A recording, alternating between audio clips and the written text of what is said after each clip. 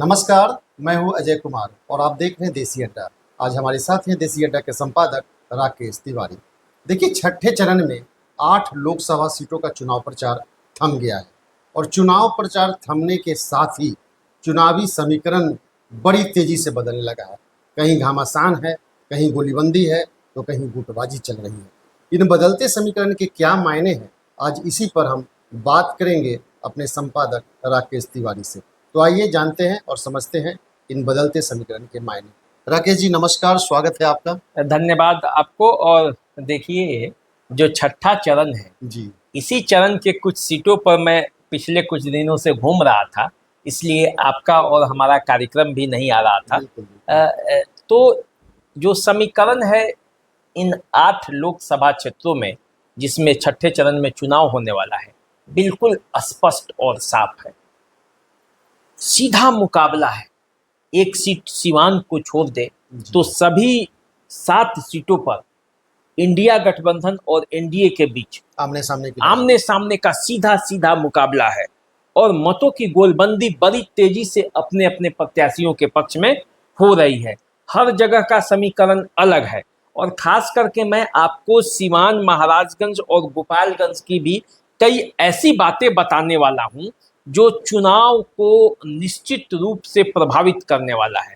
तो मैं दर्शकों से ये अपील भी करूंगा कि पूरे वीडियो को अंत तक देखिए, क्योंकि आज कई बातों पर चर्चा होने वाली है। तो चलिए चर्चा की शुरुआत करते हैं और सबसे पहले आपको यही बता देते हैं कि छठे चरण में जिन 8 लोकसभा क्षेत्रों पर चुनाव होने वाला है उसका नाम क्या है। वो है वाल्मीकि नगर, वो है पश्चिमी चंपारण, पूर्वी चंपारण, शिवहर, वैशाली, गोपालगंज, सीवान और महाराजगंज। यानी कि पूरा चंपारण और सारण में चुनाव होने वाला है। वैशाली और शिवहर में भी चुनाव होने वाला है। तो इन 8 सीटों की कुछ महत्वपूर्ण बातें ये हैं कि 6 सीटों पर तो सीधा सीधा मुकाबला है और सिवान में त्रिकोणीय मुकाबला है।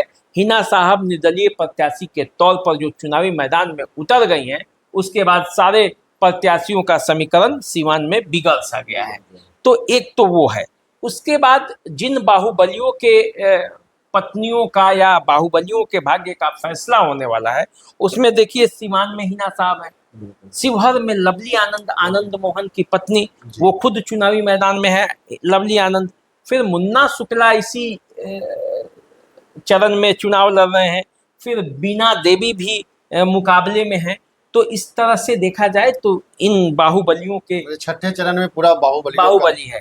धन बली भी है, 3 बड़े धनवान है इसमें, इस चरण में। दीपक यादव जो वाल्मीकि नगर से आरजेडी के प्रत्याशी हैं, वो जितने भी प्रत्याशी लड़ रहे हैं उससे सबसे ज्यादा धनवान है। वो बगहा शुगर मिल के मालिक भी है।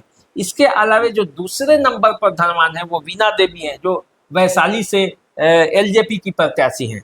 इसके बाद AIMIM के महाराजगंज से जो प्रत्याशी हैं अखिलेश्वर प्रसाद सिंह, वो तीसरे नंबर के धनवान है। जो सरकार को ये लोग अपना रिपोर्ट देता है, जानकारी जो देता है, उसके हिसाब से ये सूची है। इसके अलावा यदि आप नजर डालेंगे तो 3 भाजपा के दिग्गज नेताओं के भाग्य का फैसला होने वाला है। जैसे 2 इसमें पूर्व प्रदेश अध्यक्ष है, जैसे पश्चिमी चंपारण से डॉक्टर संजय जायसवाल और पूर्वी चंपारण से राधा मोहन सिंह और महाराजगंज से जनार्दन सिंह सिग्रीवाल। इन 3 भाजपा के दिग्गज प्रत्याशियों के कदावर नेता है, भाग्य का फैसला होने वाला है। अब यदि बात करें तो 8 सीटों में से 3 सीट पर बीजेपी लड़ रही है। एनडीए गठबंधन की बात कर लेते हैं तो 3 सीट पर बीजेपी लड़ रही है, पश्चिमी चंपारण, पूर्वी चंपारण और महाराजगंज से। जदयू भी 4 सीटों पर चुनावी मैदान में है, वाल्मीकि नगर, शिवहर, गोपालगंज और सीवान।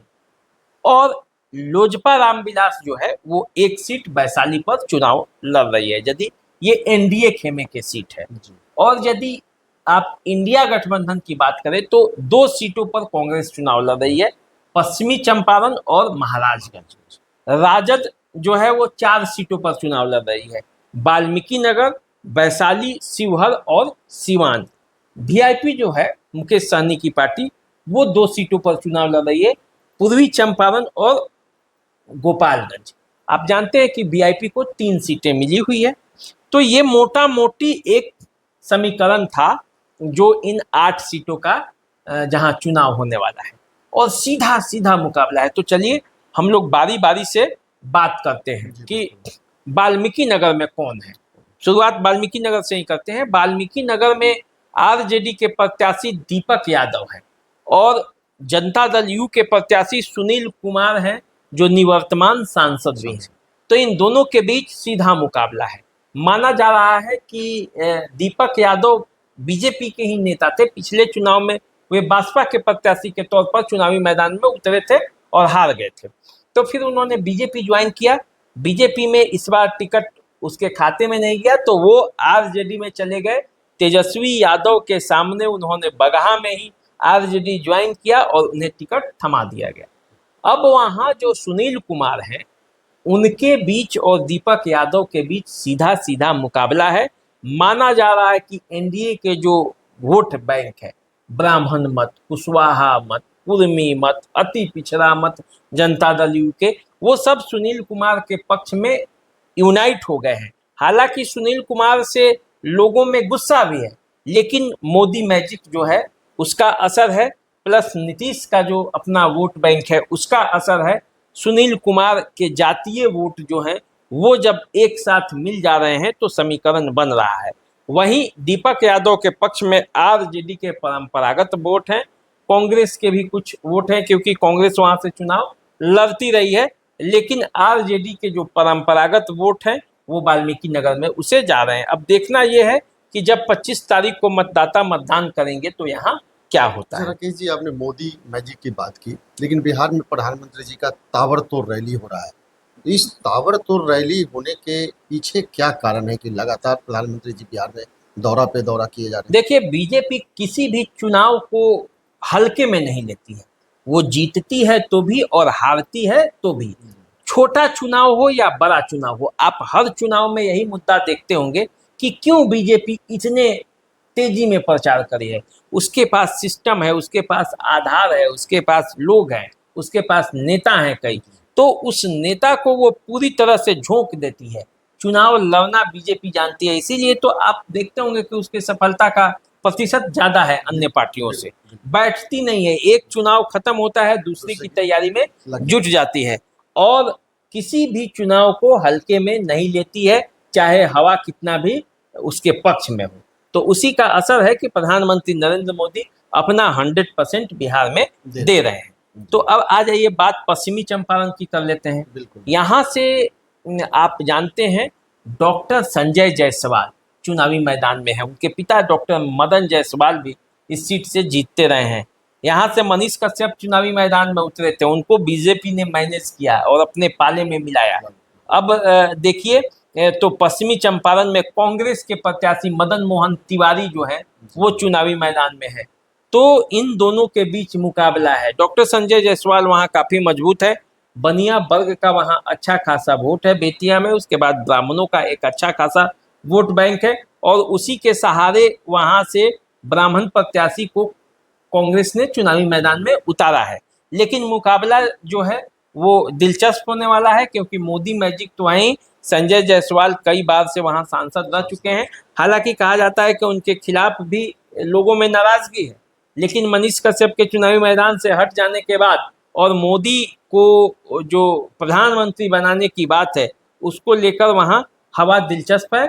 और मदन मोहन तिवारी के पक्ष में जो कहा जा रहा है कि बड़ी तेजी से लोग गोलबंद हो रहे हैं, तो देखना ये है कि अंतिम समय में क्या होगा, क्योंकि मदन मोहन तिवारी जो चुनावी मैदान में उतरे हैं, ब्राह्मणों की भी वहाँ अच्छी खासी संख्या है और इसी लिए वो कांग्रेस ने दाव चला है। उस दाव पर कितना सफल होता है कांग्रेस ये पता चलेगा, लेकिन गोलबंदी दोनों पक्ष में तेजी से हो रही है।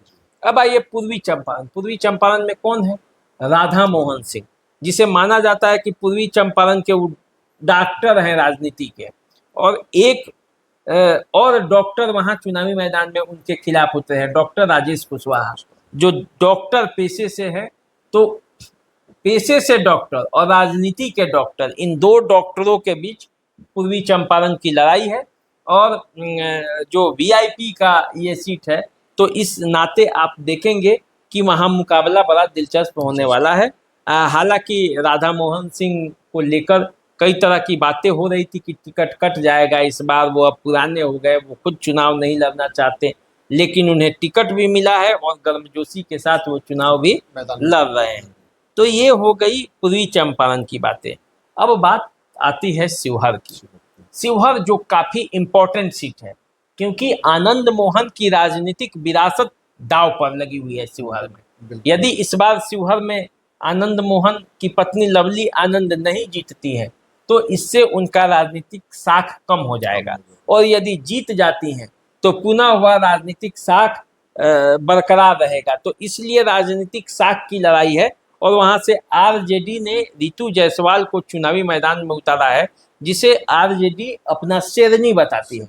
रितु जायसवाल कई तरह की बातें भी कह रही हैं, आनंद मोहन की पत्नी को चैलेंज भी कर रही हैं, अपने आप को आईएएस की पत्नी बताती हैं। हालांकि कई बात में ये खुलासा हो चुका है कि वो आईएएस नहीं है बल्कि आईएफएस है। तो ये मामला है पूरा। लेकिन रितु जायसवाल अपने सीतामढ़ी के एक पंचायत से मुखिया भी रह चुके हैं, राष्ट्रपति उनको पुरस्कार भी दे चुके हैं, और उन पर कई आरोप भी लगे हुए हैं हालांकि, लेकिन फिर भी रितु जायसवाल एक सक्षम कैंडिडेट है और जोरदार तरीके से शिवहर में वो चुनावी लड़ाई लड़ रही हैं। हालांकि एक हवा ये चलाया गया था कि वैश्य मत जो है वहाँ बीजेपी से नाराज चल रहे हैं, क्योंकि बीजेपी रमा देवी का टिकट काट कर वहाँ जनता दल यू के को ये सीट दिया गया था, तो रितु जायसवाल के पक्ष में वो गोलबंदी हो रही है। लेकिन जो सूत्र हमारे बता रहे हैं वहाँ लड़ाई कांटे की है, और वैश्य मत का एक बड़ा चंक जो है वो लवली आनंद के साथ खड़ा है, इसमें कोई दो राय नहीं है। अब आते हैं वैशाली।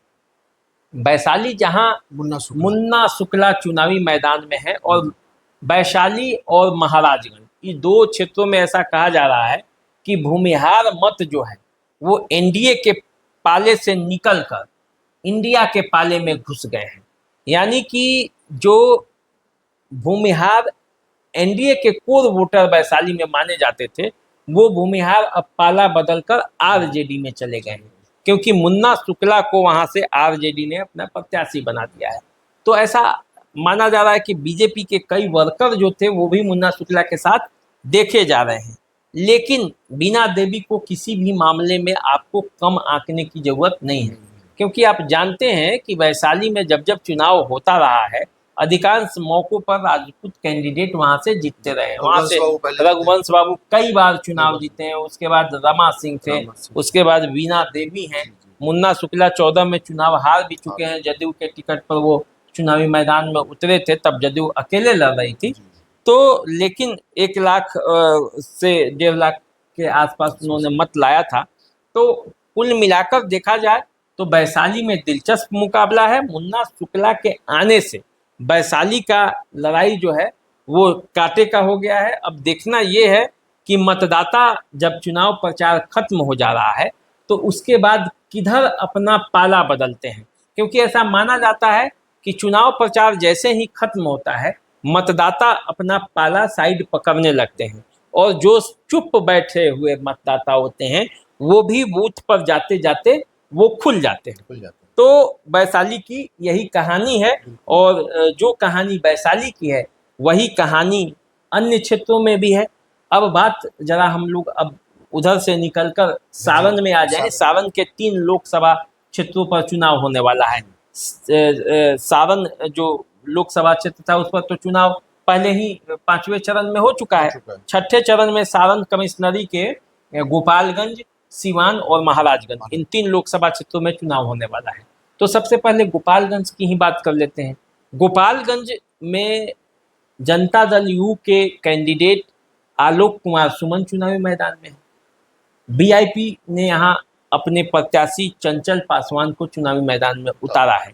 ये सुरक्षित सीट है और इस सीट पर ब्राह्मणों की अच्छी खासी आबादी है जी, अच्छे खासे मतदाता हैं, और कई ब्राह्मण प्रत्याशी यहाँ से जब ये सुरक्षित सीट नहीं हुआ करता था तब जीतते रहे हैं। यहीं से काली पांडे जीते हैं, यहीं से रघुनाथ झा जीते हैं, कई सांसदों की सूची है जी। जो गोपालगंज से जीतते रहे हैं। हालांकि अब्दुल गफूर भी वहां से चुनाव जीते जीते। हैं।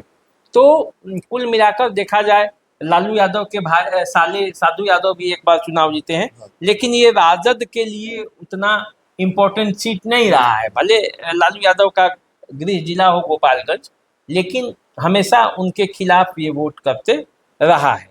आप मान के चले तो यदि पूरा आंकड़ा देखेंगे तो यहाँ के ब्राह्मण मत, यहाँ के राजपूत मत, यहाँ के भूमिहार मत, अति पिछड़े मत और जो आलोक कुमार सुमन के जो स्वजातीय मत है, उन सब मतों को यदि आप मिला लें, कुर्मी वोट, कुशवाहा वोट, तो गोपालगंज का जो समीकरण है वो बड़ा दिलचस्प है।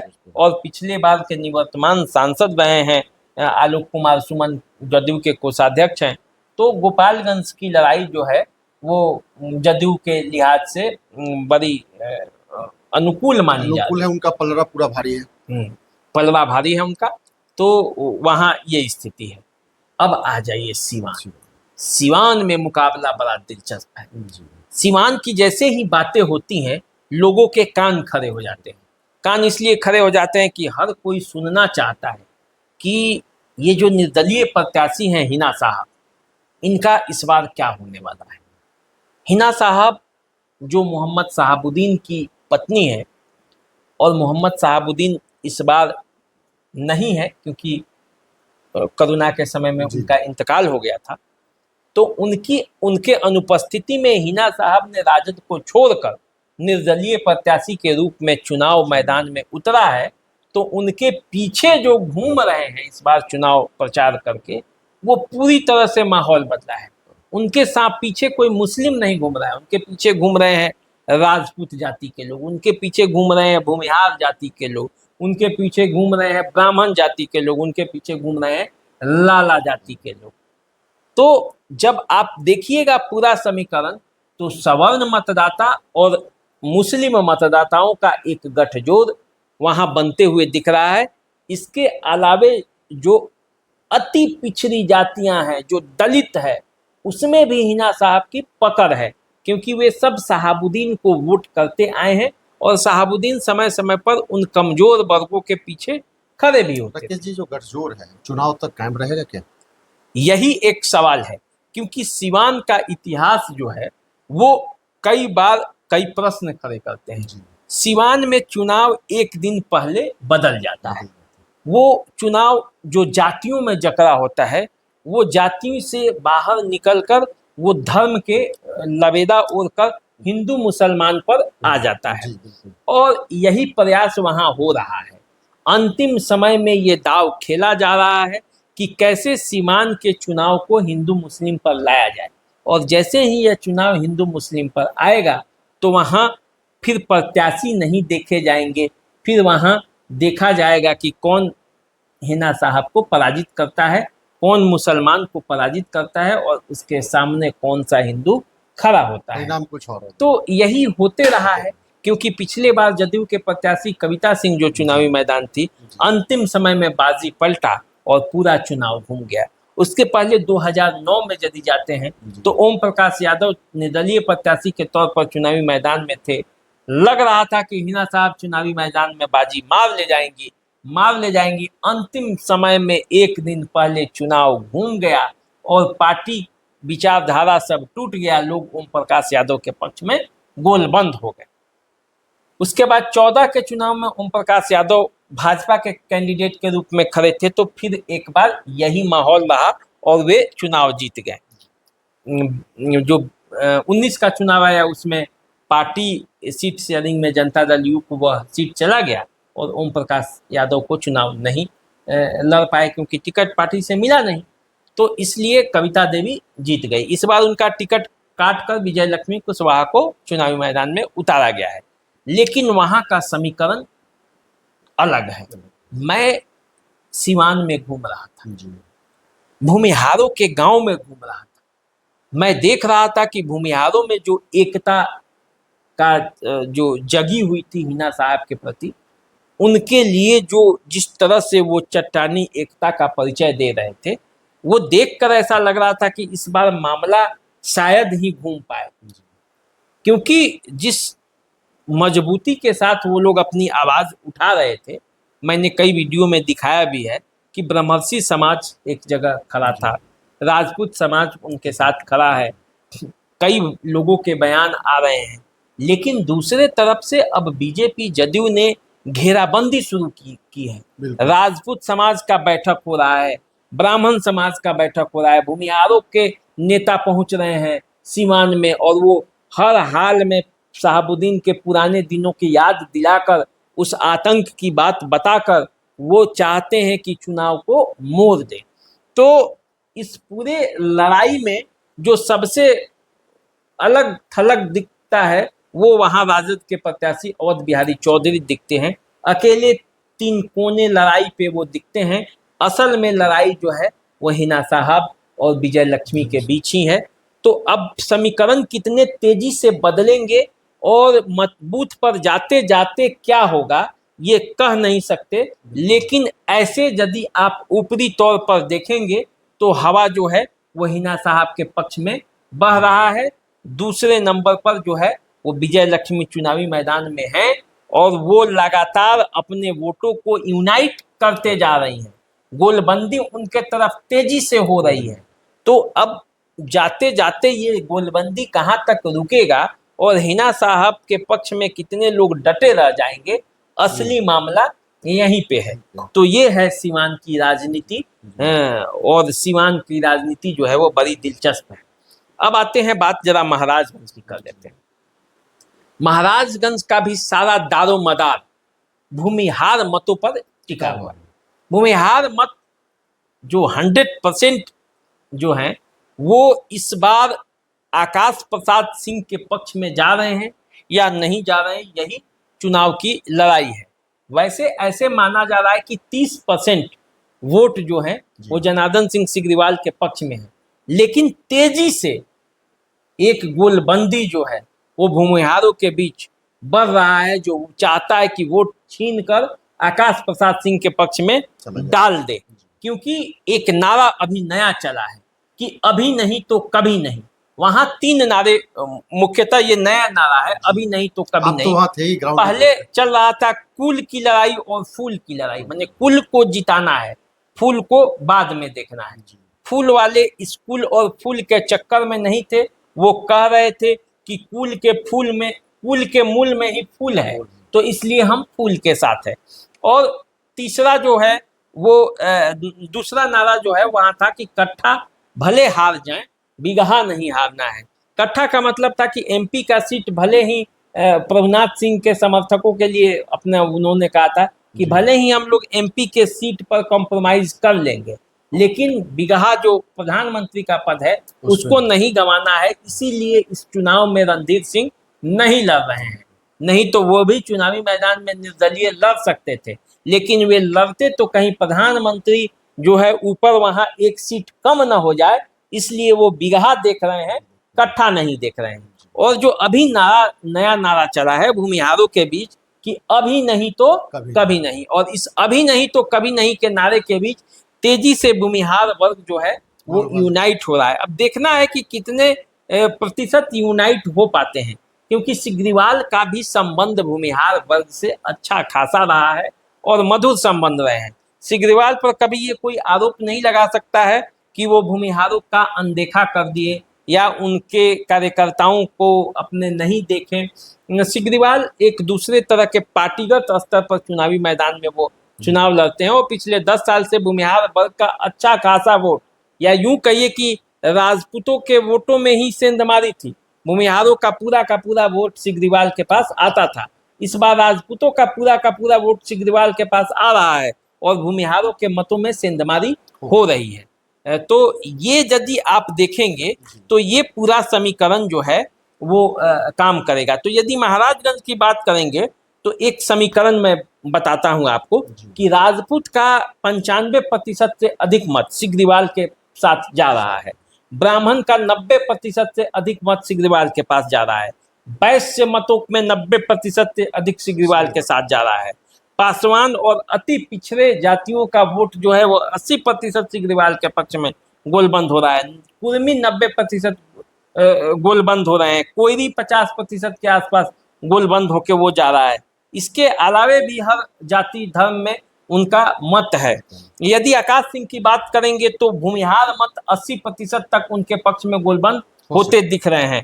यादव मत में अब जो है वो 95% तक गोलबंद है वो आकाश प्रसाद सिंह के पास।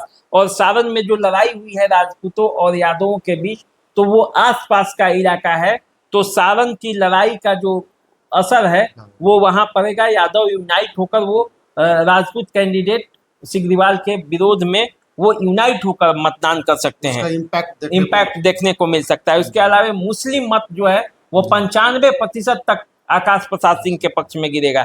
हिना साहब ने कोई अपील नहीं किया है, इसलिए अब वो ऐसी बात नहीं है कि हिना साहब से गुस्से में होकर यहाँ मुस्लिम नहीं दे रहे हैं कांग्रेस को या आरजेडी के गठबंधन को, ऐसी बात नहीं है। दलितों का वोट 50% आकाश सिंह के पक्ष में जा सकता है। कुशवाहों का वोट 50% जा सकता है। अति पिछड़े वर्ग का वोट 20% से अधिक उनके पास जा सकता है। मल्लाहों का वोट जो है वो यूनाइट होकर आकाश प्रसाद सिंह के पक्ष में जा सकता है। तो इसलिए महाराजगंज का मैदान जो है वो खुला है। सिवान में जो है वो उस बात की संशय है जो मैंने आपको बताया, उस बात की संशय है। और गोपालगंज का गणित जो है वो आलोक कुमार सुमन के पक्ष में जाता हुआ दिख रहा है। तो सारण प्रमंडल की इन 3 सीटों पर जहां मैं गया था वहां का ये समीकरण है। तो कुल मिलाकर देखा जाए तो छठे चरण में जो 8 लोकसभा क्षेत्रों में चुनाव होने वाला है, यहाँ दिलचस्प मुकाबला है। और अब इंतजार इस बात की हो रही है कि 25 तारीख को जब मतदान होगा तो मतदाता घरों से निकलेंगे और अधिक से अधिक मतदान कर अपने अपने प्रत्याशी को विजयी बनाने का प्रयास करेंगे। तो कुल मिलाकर देखा जाए तो राकेश जी का खुद का अपना सर्वे लगभग इन 8 सीटों का था। हवा का रुख सभी अपने अपने पक्ष में तो कर रहे हैं, जीत के दावे भी कर रहे हैं, लेकिन परिणाम तो 4 तारीख को ही आएगा। तो इंतजार कीजिए और हम लोग का नमस्कार स्वीकार कीजिए। नमस्कार।